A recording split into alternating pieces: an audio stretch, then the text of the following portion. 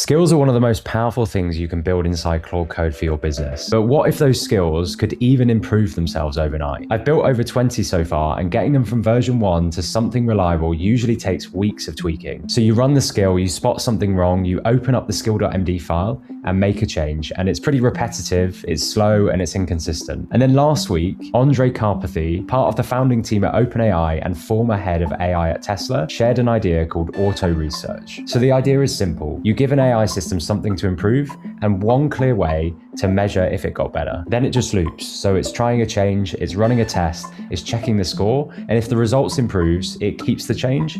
If not, it rolls it back and tries something else. And the best thing about it is it keeps going all night, so you get to sleep and wake up to a better system. So today, we're applying that exact idea, but to Claude Code skills. I'm going to show you how to set up a loop where your skills improve themselves automatically. Let's get straight into it. So let's take a quick look at what Karpathy actually built, and it can pretty much be summarized by 3 different files here. So first we have the program.md, which is just a markdown instruction file that we give to that agent, telling it what we want to test. We have a fixed data file for recording all the results, and then we have a training script that the agent actually goes in and edits. And the core of the program.md file, or the one that we edit, is actually really summarized by about 10 lines. And that's all we need to make it our own. So we've got tune train.py with an experimental idea by directly hacking the code, i.e. make a change. We've got run the experiment as it sounds, read out the results. If the value has improved, then we're going to advance the branch and keep the commit. If the value is worse, then we're going to reset to where we started. And I love this line down here too. Never stop. Once the experiment loop has begun, do not pause to ask the human if you should continue. Do not ask if I should keep going, or is this a good stopping point? The human might be asleep or gone from the computer and expects you to continue working indefinitely until you are manually stopped. You are autonomous, i.e. just keep working until you've either improved the results indefinitely, where there's no additional gains to be made, or we interrupt you. So let's talk about how we apply this directly to our skills. So before we improve our skills output, we need Claude to actually use the skill. So a quick recap, because we covered this in the last video. So Claude reads your YAML description to decide relevance of the skill, and community testing found that activation was as low as 20% when you've got vague descriptions. So basically, descriptions in the YAML are super important inside the skill. Now the skill creator Anthropic skill, the upgrade, already has a built-in loop for this. So it's effectively the same pattern as Karpathy. You give it test queries to see if a skill activates. Some are going to trigger the skill, some aren't going to trigger the skill. And it runs each multiple times, checks the trigger accuracy, and proposes a better description to trigger the skill, and then retests that. So you can see this directly in the improved description.py file here, which is designed to improve a skill description based on evaluation results. And that runs through the run loop, which combines the evaluation and the improved description Python files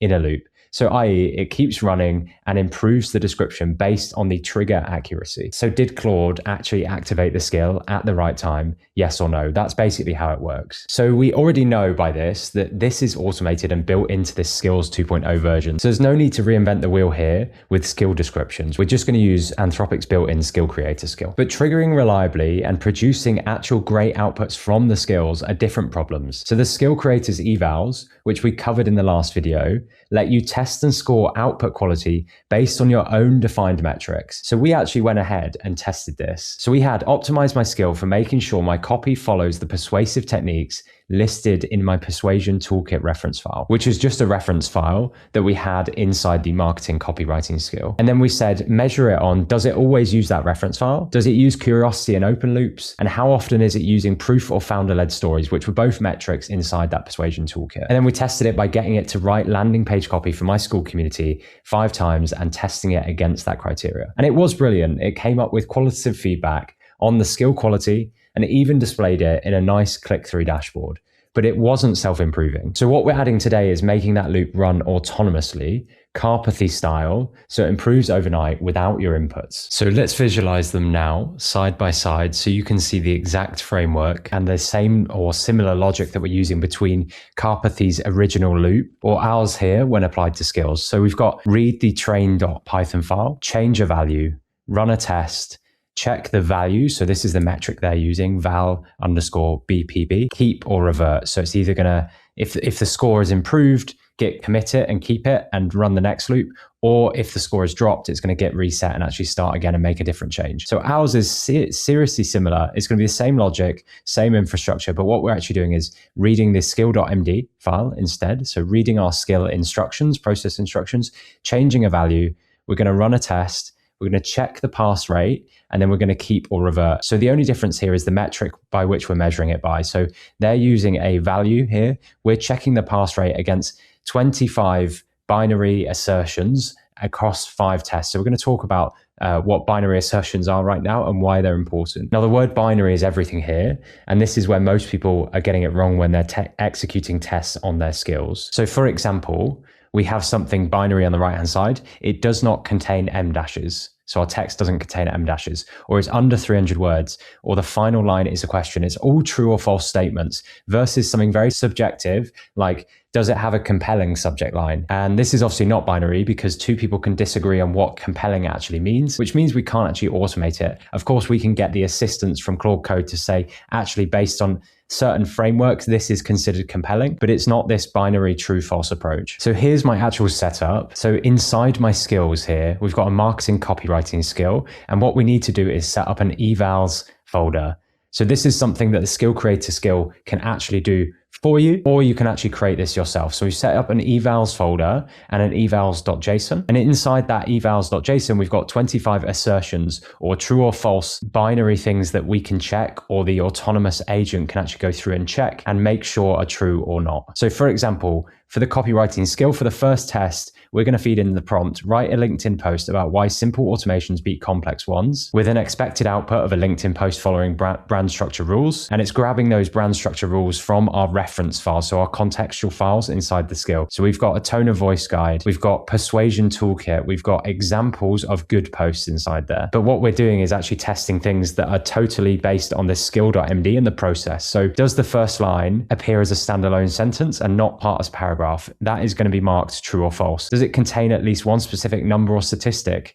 Is the final line not a question? I don't like questions as the final line in my posts. Is the total word count under 300? And you get the point. We have various different tests that we run with different prompts and different assertions that are going to come back true or false. And this enables the loop to go through each of these assertions, validate whether it's true or false, and then make a change to the skill.md if it's not hit perfect score. And of course, you don't need to go through and actually create this manually, this evals.json. You can just ask Claude Code to spin up an evals.json file with assertions that can be validated by true or false questions based on your skill.md. And then what we're effectively doing is feeding in a prompt, seeing does it hit those assertions? If it doesn't, then we need to improve our skill.md so that Claude Code is able to follow it every single time. And then after that, all you need to do to run this autonomously is say to use the skill creator skill. We probably didn't need to say that even.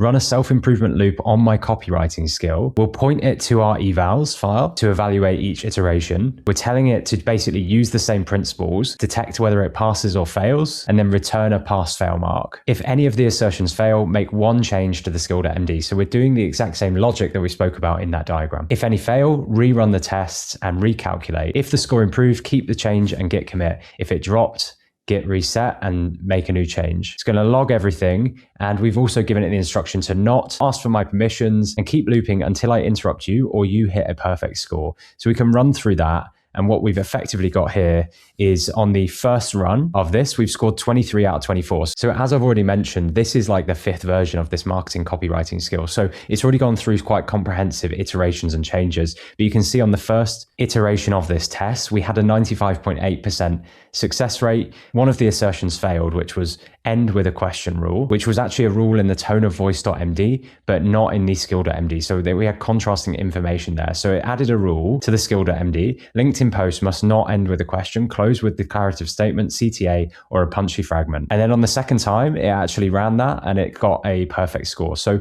obviously we're talking about an example that only needed 2 runs to be perfect, but where you've just created a skill, this will take many runs to actually refine and improve on the skill here. So get Claude Code to write your assertions once, set up the loop, and you can literally let it run overnight and come back to a skill the next day, or multiple agents running multiple tests on these skills that are actually structurally more more sound. So there's two layers of skill self-improvement. Layer one is the skill creator's own description improvement loop to improve skill activation, to get it to actually trigger a skill in the first place. And layer two is our amended Karpathy loop for skill outputs that use those binary true-false assertions and a score, and then autonomous improvement through a simple prompt where we ask it to actually use the evals and continue to loop until we are happy it's met a certain criteria. Now, a quick note on limitations. The binary loop handles structure, format, word counts, forbidden patterns, but it does not handle tone of voice, creative quality, whether your skill is actually using the context you've put in your reference files properly. Those still need a bit of human judgment. But if you watch the last video, you already know how to use the skill creator tool for that, where it gives you a side-by-side dashboard to review the qualitative output, write feedback, and even A/B test your reference files. Whereas this binary loop can be used for the more structural stuff. Now, if you're looking for bespoke skills to run your business,